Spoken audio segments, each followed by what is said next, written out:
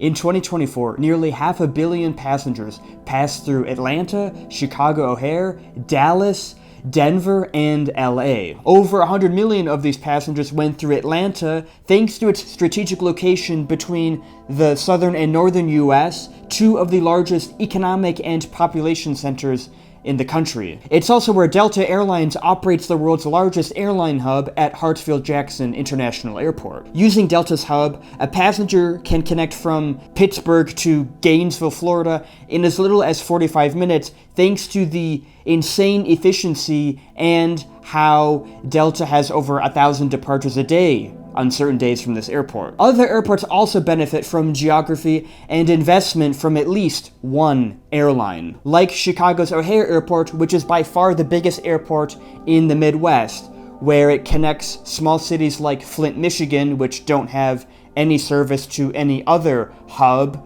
to the rest of the world. Chicago O'Hare has investment from two airlines, American and United. Denver also uses a similar strategy where it connects people across the country from east to west and has two key airlines, United and Southwest. They pretty much have their largest hubs at this airport, while DFW or Dallas-Fort Worth Airport also is a strategic connecting point, especially for people who are traveling across the southern US from east to west, and is helped by American Airlines having their largest hub here. LAX, the primary airport serving Los Angeles, is a bit of an exception. Yes, they have strong geography, especially for flights to Hawaii and the Pacific, but no airline really has a huge presence here. Or where most passengers, about 9 in 10, use the airport as a origin or destination point rather than as a connecting point like all these other airports, which is largely by design with the smaller terminals that the airport has, which fosters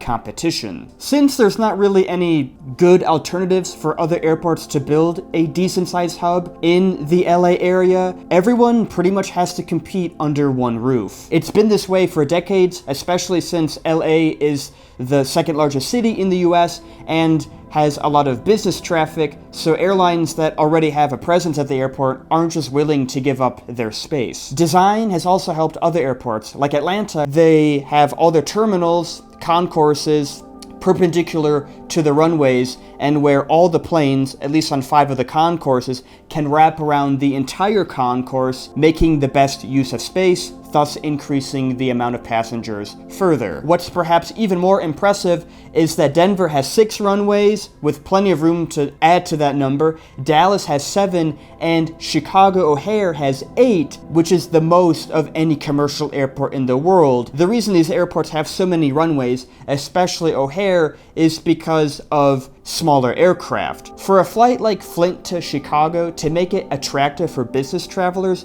there needs to be frequency in the schedule. So maybe there's demand for a once daily flight on a larger Boeing 737, but if you can operate that flight using a smaller Embraer aircraft, then it becomes more economical. It's also how United and American compete for traffic at this airport, thus making the passenger numbers go up even more. Chicago O'Hare's situation is a bit unique since it once replaced the world's former busiest airport, Chicago Midway. That's because Chicago Midway's runways were too short really for the jet age and didn't have an opportunity to expand since it was surrounded by dense neighborhoods, while O'Hare really wasn't. LAX was favored for its flat land and how on one side there was the Pacific Ocean, making it easier to mitigate for noise complaints. Atlanta benefited from a start as early as the 1920s, while like Chicago,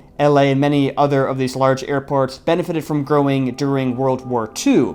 They also benefited from investment from Delta and Eastern Airlines. Denver, the newest airport on the list, opened in the mid-1990s after the original Denver Stapleton Airport closed. Airlines didn't really want to invest a bunch of money in both airports, so one remained, and it was moved over to that new Denver airport because there was limited opportunity to expand the Stapleton Airport since the runways were too close together, and there really was unlimited opportunity to grow the new Denver airport. But DFW, the Dallas-Fort Worth International Airport, has perhaps the most interesting story. That's because an airport called Dallas Love Field was more attractive to business travelers and those around Dallas. So the airlines needed an incentive to go to a new airport between the growing Dallas and Fort Worth region. So a new airport was created in the mid-1970s to do that. But limitations were put on the existing Dallas Love Field Airport, like no international flights, as well as no flights beyond surrounding states as part of the Wright Amendment.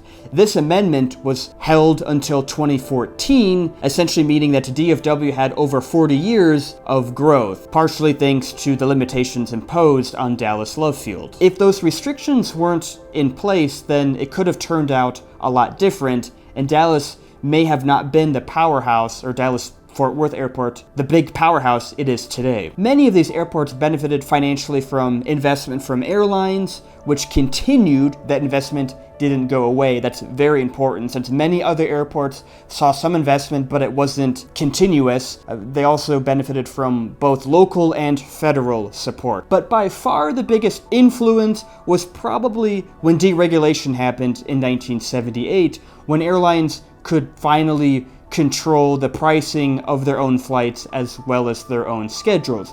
This is also where point-to-point flying became less of a thing in favor of more hub-to-spoke flying, like a passenger traveling from Flint to Chicago, then onwards to Frankfurt. This was really when that model took off and when investment was put into place. But investment could only happen at scale at so many airports. So after 1978, many airports across the country saw airlines no longer investing in them because they had moved elsewhere or the airlines had gone bankrupt.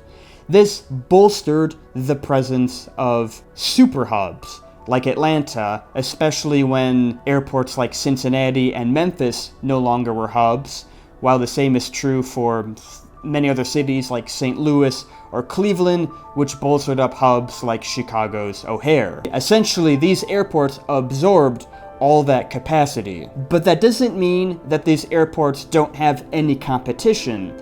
There's been efforts to open a second airport in Atlanta for many years, but lobbying and how the passenger fees are so low at Atlanta because so many passengers fly through there is a big reason a second airport in Atlanta hasn't opened. Perhaps a bigger problem for Atlanta is nearby Charlotte Airport, where American Airlines has been heavily investing in growing a hub there, which uses a similar north to south traffic pattern based on their strategic geography, and where a new fourth parallel runway is expected to open in 2027. While Denver doesn't really have any competing airports, it's the biggest airport of its size for hundreds of miles.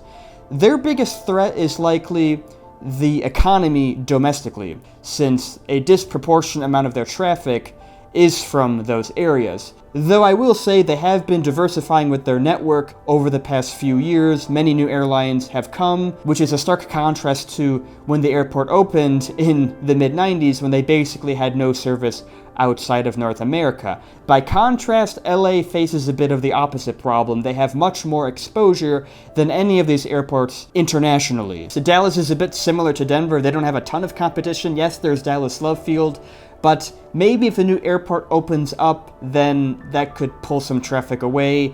But they're pretty protected for the most part, especially since economic growth in the region has been quite strong. If you want to learn more about aviation and stuff like that, then watch this.